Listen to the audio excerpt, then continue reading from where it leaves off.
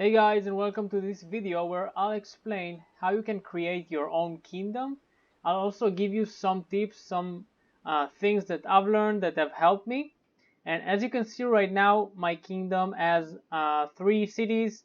I had a bit more, but we lost some wars, and that's okay. That's part of the process of creating a kingdom. You don't always win. Sometimes you have to give ground. But yeah, let's get into it. So to create a kingdom right now, what you need to do is complete the quest that's called Investigate Neretis' Folly.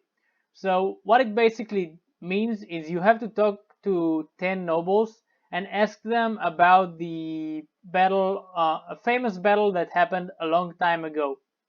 And usually you're gonna talk to all the faction leaders, so all the kings, and you can also ask the lords. If you meet a lord and ask him about it, he will tell you who you need to talk to, or he will tell you another piece about that battle. Okay, so they will give you their perspective and what happened there. After you've done that and you talk to 10 nobles, you will have to talk to either Istiana or Azargos. So Istiana is at Epicrotea and Azargos is at Marunath. Okay, and once you talk to them, each of them is gonna tell you what they feel about the empire and the state of Caladria, and Azargos is gonna go for destroying the empire, and Istiana is for the empire, so uniting the empire and controlling Caladria. And you can choose to go either way, but at first when you talk to them, they each will give you a task to collect the dragon banner, it's called. Okay, and you have to like agree with them. It doesn't really matter at the beginning if you just tell them what they want to hear. They will give you a clue to where is the piece of the dragon banner, and you have to assemble 3 pieces. So you have 1 piece, and Istiana is gonna give you 1 piece, which you'll have to do after fighting a hideout, and the same goes for Azargos. Now, after you've collected the dragon banner, okay, you assemble the dragon banner, and you're ready, and you decided what kind of faction you want to create. You can either go to Istiana or to Azargos. Now they'll give you another task, so uh, you have like a criteria you have to follow in order to start your own kingdom, and that criteria is to have at least 100 men. Let me just wait on. There we go. So be clan tier 3, okay? Have 100 men in your party, and be independent, so you're not a vassal of another kingdom, and have 1 settlement. Okay, so in the case of Istiana, you have to own an imperial settlement. Okay, and if you're going with Azargos, you can own any settlement. Okay, now there are 2 ways to do it. First is to leave your kingdom and not forfeit your fiefs, so keep them. If you do that, many nobles of the kingdom will not like you, and you will get like a -40 relationship with them. But you will be able to hold on to your fiefs, and in that case, that kingdom will declare war on you. But once you go back to Istiana or to Azargos and bring them the dragon banner and tell them that you have completed what they asked you, that faction will be at peace with you. Now, this is the easier way to do it, in my opinion. The other way, and the more quote-unquote honorable way, is to quit your kingdom and forfeit your fiefs, and then go ahead and conquer a castle or a town. And that's a bit harder to do, because when you're not part of a kingdom, you cannot assemble an army, so you can use only your own party.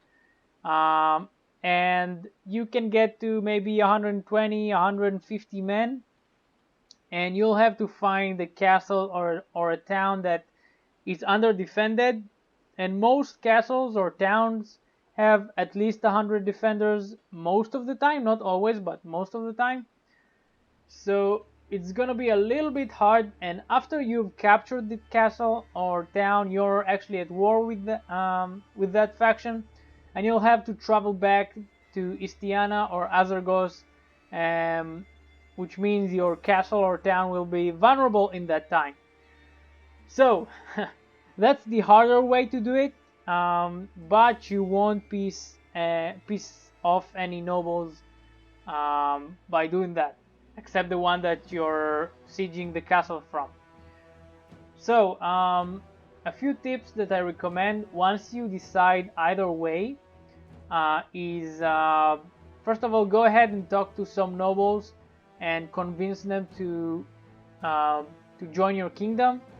And in the beginning it might be a little bit hard because you might not have many fiefs, you might be a little bit weak, and it's worth increasing your relationship with many lords before you go ahead and create a kingdom. But even if you don't, you can still convince them to join.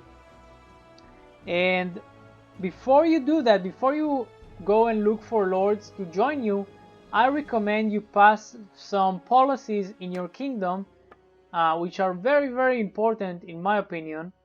So the first one that I did was Sacred Majesty, and that gives me 5 influence per day.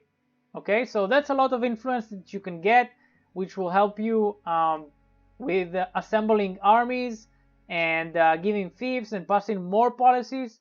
So Sacred Majesty, I would pass it as the first policy.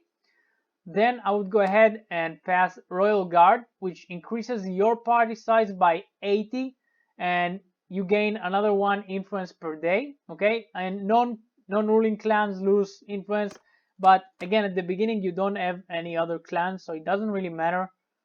The third policy is noble retinues. So depending if you're tier 4 or not, and also your nobles in your kingdom will benefit from it. And what it does, it increases the 1 influence per day for tier 4 clans and increases their party size by 50. So that's really, really influential. Like say you have a few clans that are tier 4, each of these lords in their clan will get plus 50 to their party. So that's amazing.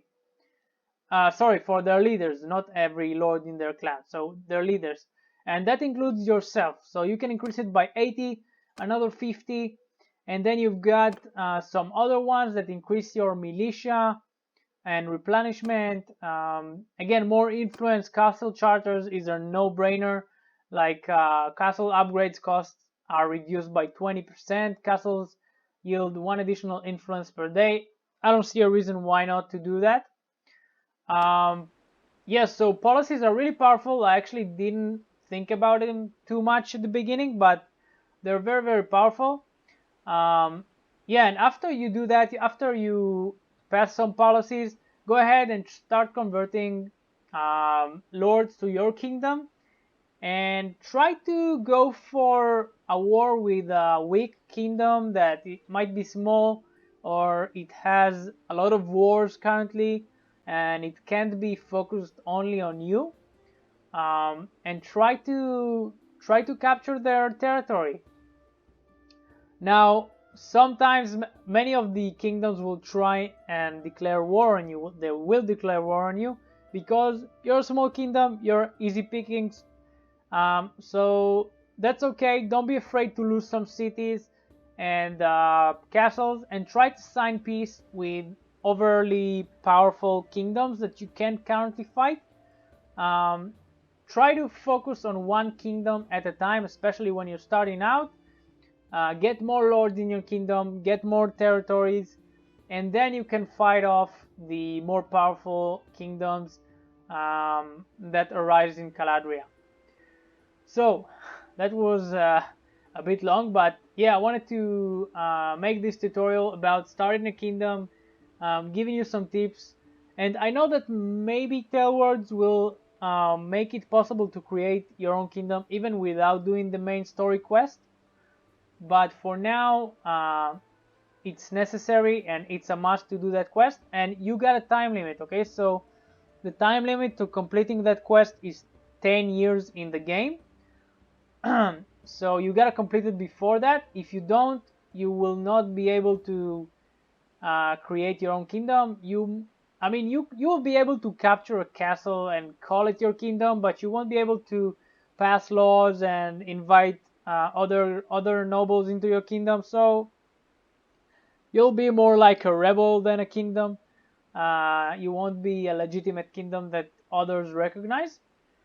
Um, and yeah, I also suggest that you save your money. Don't spend it too much on your companions, buying them all the expensive gear. That's a mistake that I've made. You will need that money to make peace. And by the way, when you want to offer peace to someone, depending on how long the war has gone on and what is happening in that war, the price for it will be different. So if you just started a war with someone or they declared war on you and you want to sign peace, sometimes it's going to be very expensive, even in the hundreds of thousands of dinars. But if you have been fighting for a while, you took some territory, you might have lost some territory, then you can get some cheap peace deals. And yeah, this is the tutorial for starting your own kingdom.